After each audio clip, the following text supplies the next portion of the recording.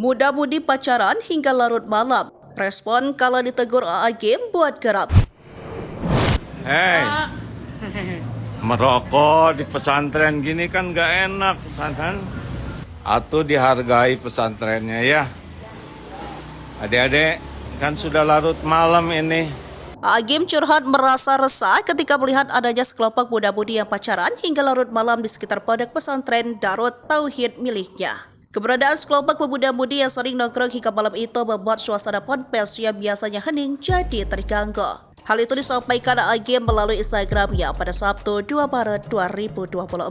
Dalam unggahan tersebut, Agim awalnya memperlihatkan sebuah swalayan modern yang baru dibuka di sekitar pesantren miliknya. Agim kemudian merekam aktivitas anak muda yang masih nongkrong di toko modern hingga tengah malam. Sehingga ia merasa terganggu dengan adanya toko modern tersebut di sekitar pesantren yang harusnya tenang. Bahkan, Agim sendiri sempat menegur anak-anak muda tersebut dan menyarankan agar mereka segera pulang.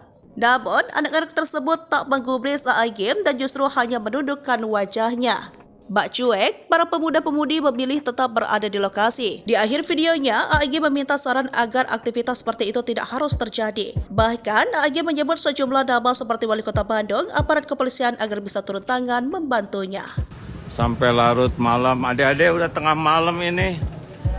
Ini kan pesantren di sini gimana campur laki perempuanan? Hei, merokok di pesantren gini kan gak enak pesantren. Atau dihargai pesantrennya ya. Adik-adik, kan sudah larut malam ini.